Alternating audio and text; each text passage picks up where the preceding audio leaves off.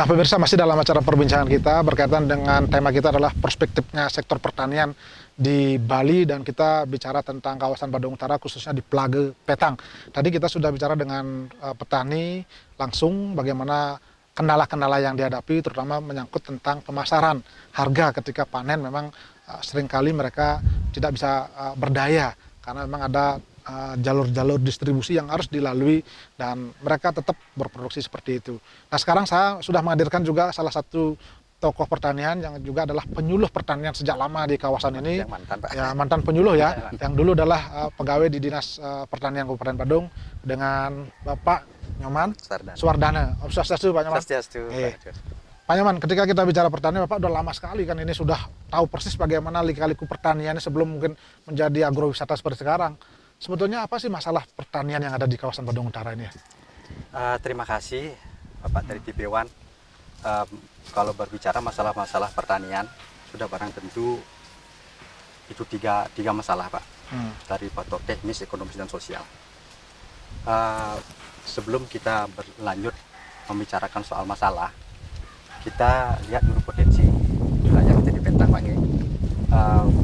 Kebetulan sekali kami dari ini adalah bekas penyuluh, mantan penyuluh kami, bekas kepala WPP di Petang, Pak. Ya. Kemudian tahun kemarin kami sudah pensiun.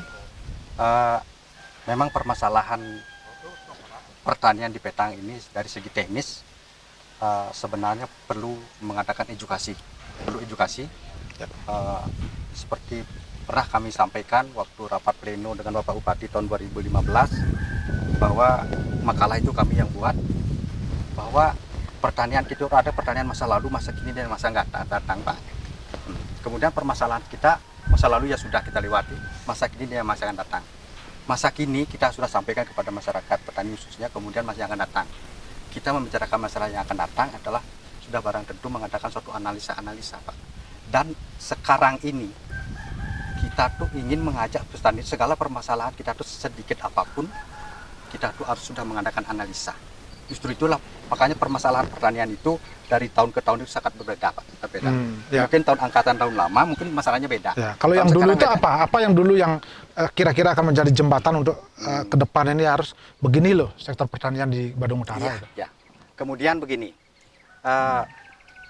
sebetulnya seperti apa yang disampaikan oleh petani kita tadi, Pak Wayan Nasir, yang menjadi permasalahan utama pertanian kita itu adalah pemasaran, dibilang ya. Oke, karena pemasaran itu sebenarnya seperti ayam dan telur, Pak. Bukan selalu menjadi permasalahan pemasaran saja. Kadang-kadang sudah pasar terbuka, kadang-kadang produksi tidak ada. Nah, kami kebetulan sekali tahun 2010 kami dari awal mendampingi OPOP asparagus. Sebenarnya yang perlu diciptakan untuk di Kecamatan Petang ini, khususnya di Kecamatan Petang ini, adalah sistemnya asparagus one village one product. Apalagi potensi kita di Kecamatan Petang ini luar biasa. Menyinggung masalah potensi, Pak. Masalah potensi kita di sini sekarang yang kita gerakkan, terutama yang sudah bergerak petani kita adalah sudah mulai berubah adalah jambu kristal, kemudian durian kani, Pak. Durian kani sudah luar biasa. Kemungkinan lagi sekian tahun yang akan datang ini Kecamatan Petang ini hamparan durian kani, Pak.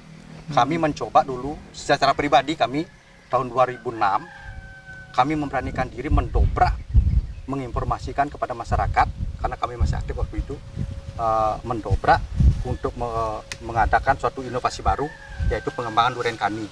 Dan ternyata sekarang pun Bapak bisa tanya bahwa tidak sedikit petani kita tuh sudah panen. Ya.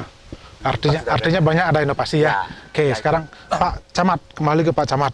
Nah, ini tadi dikatakan ternyata satu sisi bukan hanya pemasaran yang masalah, tapi produktivitas, dan yang kita tahu sebetulnya kontinuitas. Ketika misalnya saya ambil sayur di situ ke hotel, tapi kadang-kadang 1 bulan berikutnya tidak ada lagi produksi. Apa yang Pak bisa lakukan itu?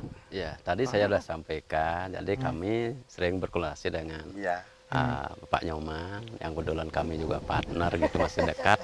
Sering kami berbicara tentang pertanian seperti itu. Jadi permasalahan di sini berkaitan dengan itu, ya apalah boleh dikatakan, inilah yang perlu kita edukasi, warga kita, petani kita, kita fasilitasi, pemerintah siap. Ini rupanya, mohon maaf, barangkali kami mohon kepada dinas terkait ini teruslah berkomunikasi. Kami seperti dengan tupoksi kami memfasilitasi, mengkoordinasikan kegiatan masyarakat. Jadi kami harapkan dinas terkait dalam hal ini dinas pertanian itu, ayo kita turun bersama-sama. Kendalanya apa sih? Kenapa sih kita tidak bisa memenuhi pasar ketika pasar membutuhkan apakah itu sayur? Ini yang dimaksud dengan perlu kita bersinergi ya, bersinergi. Dan petani itu harus memiliki jiwa gokil seperti itu ya. Gokil ya, memang kita harus berbuat di luar. Artinya lebih kreatif untuk membaca pasar gitu ya. Tidak hanya monoton di situ saja. Jadi ini yang perlu kita lakukan bersama-sama seperti itu. Kebutuhan pasar seperti apa. Terus petani kita apa? Kita tahu selama ini petani kita ini kan boleh dikatakan seperti tadi warga kami itu petani kelan barangkali informasi agak telat, agak lambat mendapatkan informasi. Kalaupun pada saat ini teknologi luar biasa, dimanapun kita sudah bisa mendapatkan informasi baik itu tentang pertanian dan sebagainya seperti itu. Kemudian satu sisi bagaimana dengan upaya bekerja sama dengan kabupaten-kabupaten lain, kan perlu juga kadang-kadang ini kan salah satu sektor utamanya sebagai pemasok utama sayur buah itu ya. Ada nggak komunikasi lagu aparat pemerintah Pak untuk bagaimana produk-produk ini bisa juga masuk ke daerah-daerah lain di Bali ini? Jadi ini pimpinan Pak Pati sudah terus menggelorakan, terus memerintahkan kepada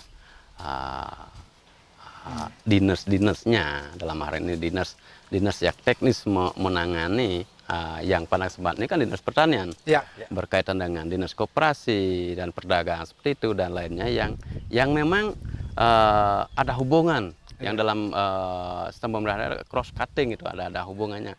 Sekarang ini diminta untuk berkomunikasi apakah itu dengan kabupaten lain.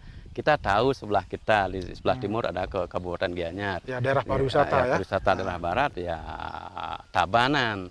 Yang itu yang sampai saat ini di Kabupaten Tabanan khususnya di Baturiti itu kan ada pasar sayur yang boleh dikatakan sayur induk di Bali itu.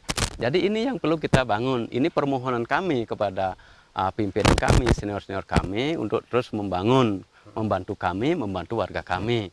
Disampaikan oleh Bapak Nyoman tadi karena beliau memang betul ahlinya pertanian. Saya tahu. Ya, baik, kita hentikan dulu sejenak Bapak. Nanti kita akan lanjutkan lagi sekali dan pemirsa, kami akan kembali nanti setelah pariwara berikut ini.